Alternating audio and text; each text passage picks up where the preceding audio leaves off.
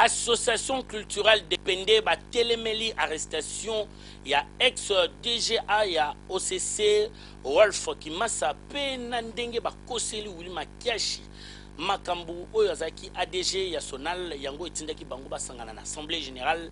Commentaire. Association culturelle Pende ba bengi bongo ACP dimanche 17 avril relativement na arrestation arbitraire yaba membre na bango mibale M. Rolf Kimasa oyo azaki DGA ya OCC pe Willy Makeshi oyo azaki ADG ya Sonal nde etindaki bango basangana na assemblée générale extraordinaire batalisi na mokili mobimba ke bandeko oyo mibale bazali ba innocent na accusation nyonso ba porté sur bango. Monique ezali ba cabale monté contre deux mandataires oyo ya l'État.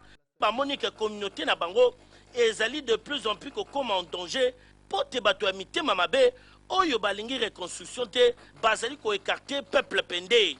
Na maloba ya M. Florentin Kage Mwanzita oyo azali mokonzi ya association culturelle Pende ye atsengi na chef de l'État à s'impliquer personnellement na dossier oyo bazali kotalela justice ya mboka esala pote communauté Pende bazala akite na lokuta oyo ba porter sur deux membres na bango. Match oyo ezana na prolongation terrible.